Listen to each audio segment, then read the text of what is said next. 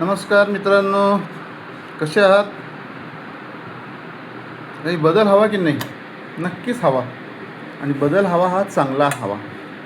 आणि कुठल्याही गोष्टीमध्ये जर आपल्याला बदल करायचा असेल तर आपण पहिल्यांदा आपल्यात बदल केल्याशिवाय त्या गोष्टीमध्ये बदल पडत नाही. मग तुम्ही कोणाकडे जावा, कुठेही जावा, काही करा, उपाय तापाय, जोपर्यंत तुम्ही बदल करत नाही तोपर्यंत तुमच्यात चांगले बदल होत नाही. आता हा नियम फक्त माणसांनाच आहे का? तर नाही, बदल हा सगळ्यांनाच आवडतो ना. बोर होतं ना एका ठिकाणी, तेच तेच बघायचं, तेच तेच व्हिडिओ, तेच तेच माणसं, तेच तेच चेहरे. अरे माझा पण कंटाळा येतो का तुम्हाला? ठीक आहे, बरं ऐका आता काय, मला एक तुमच्याशी गप्पा मारायची मला एक सवय आहे. काहीतरी असलं की व्हिडिओ टाकतो मी. तर गुरु ग्रह आता बदल करणार आहे. म्हणजे तो आज 1 तारखेपर्यंत तो मिथुन राशीत होता आणि तो कर्क राशीत जाणार आहे. मग गुरुग्रहाचा मुक्काम किती असतो? जसं तुमचे पिरियड ठरलेले असतात ना, डिप्लोमा 3 वर्ष, इंजिनिअरिंग 5 वर्ष, तसं यांचा पण कालावधी ठरलेला आहे. तर गुरु एका राशीमध्ये राहतो, 13 महिने राहतो.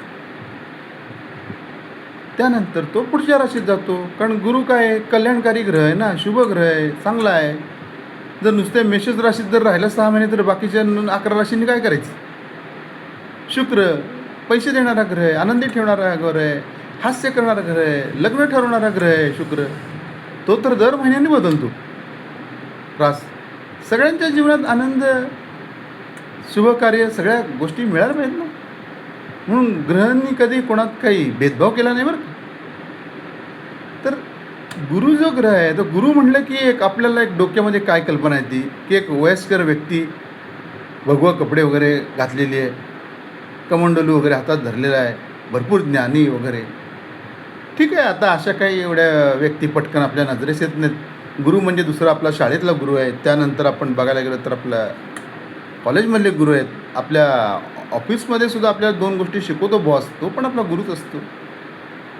हां, बायको पण काही करताना आपल्याला काही शिकवत असते. माझा थोडा विनोदी स्वभाव आहे, थोडा ऐकत जावा विनोद. तर गुरु आपल्या कर्क राशीत जातोय, म्हणजे तो कशा आवडणाऱ्या घरात जातोय. तर आपली बरेच घरं असतात ना काही काही जणांना. पुण्यात तर पहिलं काय होतं, बजेट नसतं म्हणून 1 RK किंवा 1 BHK घेतो माणूस. परत जरा थोडी परिस्थिती बदलते, मग दुसरं 2 BHK घेतो. मग कोण तर असाच आमच्यासारखा भेटतो, तो म्हणतो अरे पहिली लक्ष्मी आहे कशाला विकतो. तो परत मग दोन्ही घरं ठेवतो, परत त्याची प्रगती होती. असे म्हणजे अनेक जशी घरं तुम्हाला होतात, तसं हे प्रत्येक रास म्हणजे त्या ग्रहांचं घर आहे. मग हा कर्क राशीचं घर गुरुला आवडतं का? हो आवडतं, कारण ते चंद्राचं काय आहे ना, कर्क राशी चंद्राची आहे. तिथं माया आहे, प्रेम आहे, शांतता आहे. मग अशा गोष्टी गुरुला नक्की आवडणार ना. मग त्यांनी काय केली गुरूंनी, ती माझी उच्च रास आहे. उच्च म्हणजे आनंदी. आता कॉम्प्युटराईज पत्रिकांमध्ये असा ॲपचा ॲरो दाखवला की तो आनंदी गुरु समजायचा, डाऊनचा दाखवला की दुःखी आहे, आणि कुठलाच ॲरो नाही म्हणजे नॉर्मल आहे. आजकाल कॉम्प्युटराईज पत्रिका समजून घ्या, खूप सोपं असतं. हे काय ज्योतिषी वास्तू एवढं काय अवघड नसतं बरं का. फक्त ते करेक्ट डिसिजन. आता माझ्याकडे तर अनेक जण बाहेर मोठे मोठे कोर्स फी देऊन करून, 1-2 वर्ष करून मोठी फी देऊन माझ्याकडे लावतात आणि स्पष्ट सांगतात, सर तुम्ही ज्या पद्धतीने समजून इतकं सोपं सांगितलं ना, हे असंच कोणीच सांगितलं नाही. ठीक आहे, असो, ज्याचा त्याचा एक भाग आहे. पण गुरुचं काम आहे की आपल्या विद्यार्थ्यांना समजेल असं सोपं आणि छान ज्ञान देणं. ज्ञान देणारा सुद्धा गुरुच असतो. त्याचबरोबर आपण जर बघितलं तर लग्न ठरणं, वस्तू वाहन मिळणं, घर मिळणं, हा सुद्धा गुरुचाच योग आहे. 4थं स्थान जे असतं ते मी तुम्हाला सांगतो, वास्तू आणि वाहन सुखात असतं. तिथं गुरु आला की नक्की तुम्हाला वास्तू मिळायचा योग असतो, वाहन मिळायचा योग असतो, किंवा आहे त्या वास्तूमध्ये तुम्ही फर्निचर करताल, किंवा आहे ते वाहन अपग्रेड करताल, मोठा साऊंड बॉक्स वगैरे करताल, AC बसवून घेताल, किंवा अजून एक एक्स्ट्रा घेताल किंवा नवीन घेताल. कधी? गुरु तुम्हाला 4था आला. मग गुरु 4था तुम्हाला कधी येतो? आता जर मेष राशीला जर बघितलं, तर मेष राशीला बरोबर आत्ता गुरु कितवा आहे? तर मेष राशीला आत्ता गुरु बरोबर 4था. त्यामुळे मेष राशीवाल्यांनी समजून ठेवा की या वर्षात नवीन प्रॉपर्टी, नवीन वाहन, या सर्व गोष्टीमध्ये व्हायची शक्यता आहे किंवा आहे त्या गोष्टीमध्ये सुद्धा रिन्युएशन करायची शक्यता आहे. तर निगेटिव्ह म्हणजे थोडासा त्रास देणारा, असा काय एवढा त्रास देत नाही, पण तो 6-12 स्थानी असला की असतो. पण अगदी इतकं समजू नाही त्याचं, कारण कसं आहे की तो थोडा काळ असतो आणि गुरु आहे. लिफ्ट अपडाऊन होतेच ना, पहिला मजला आहे, 5वा मजला आहे, 10वा मजला आहे, परत पहिला मजला आहे.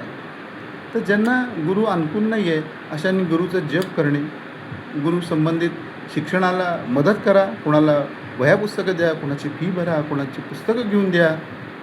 ही सुद्धा म्हणजे गुरुची सेवा केल्यासारखंच आहे. गुरुदर्शन करा. त्यानंतर दत्त 52 वाचा, तो तर खूप छान उपाय आहे. दररोज वाचा. साधे सोपे उपाय आहेत. तुम्ही रत्न वगैरेच्या मागे लागण्यापेक्षा तुम्ही म्हणाल रत्नच पाहिजे आहे, तर खात्रीशीर रत्न मी देईन तुम्हाला पुष्कराज. ज्यांना घालायची इच्छा आहे त्यांनी माझी फ्रँकली तर मी तर म्हणेन तुम्ही स्वतः वाचनावर जोर द्या. जे करताना तुम्ही आणि देव दोघंच असताना त्याचा इफेक्ट कधी पण जास्त होतो, काही असू दे. माझी 2 मिनटं विक्री नाही झाली ते हरकत नाही. पण हे आहे, माझं बोलणं स्पष्ट आणि सरळ असतं आणि मी मागे पुढे बघत नाही, जे खरं आहे ते सांगतो. हे सगळं तुम्हाला माहीत आहे, आपलं मार्केटप्रमाणे आपलं काहीच नसतं. का तर मी एकतर पांडुरंग महाराज शितोळे शास्त्री यांच्याबरोबर सानिध्यात असतो दिवसभर. त्यामुळे त्यांचंही तुम्हाला माहीत आहे, एकदम कसा आहे स्वभाव, एकदम सगळ्यांना मिळून मिसळून आणि ज्ञान देणारा, नफा तोटा जास्त विचार न करणारा. हेच आमचं उद्दिष्ट आहे. श्रीजी वास्तुशास्त्र ज्योतिष आळंदी या एकदा तुम्ही ऑफिसला गप्पा मारायला, म्हणजे सगळंच कळेल की गुरु किती आहे, काय आहे काय नाही. आणि टेन्शन आणि घाबरायचं नसतं का असलं काय. काय करे 2-2 मर्डर करून रस्त्यावर हिंडतात, त्यांना काय करत नाही. तुम्हाला काय करणार आहे. चांगलं काम करायचं, भरपूर काम करायचं, आनंदी राहायचं, दुसऱ्याला आनंदी ठेवायचं, बस. कोणी काही गरज कोणी काही करत नाही. तर आता ही तुम्हाला बऱ्याच जणांनी आग्रह केला होता मला जरा डिटेलमध्ये गुरु बदल उद्या 2 जूनला होतं आहे त्याच्याबद्दल माहिती द्या. तर हे पांडुरंग महाराज शितोळे शास्त्री आज ते दुसरीकडे पाहुण्यांकडे गेलेत, म्हणून हा व्हिडिओ बनवला.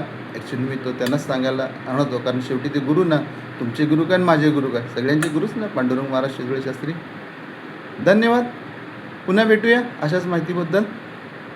Good day.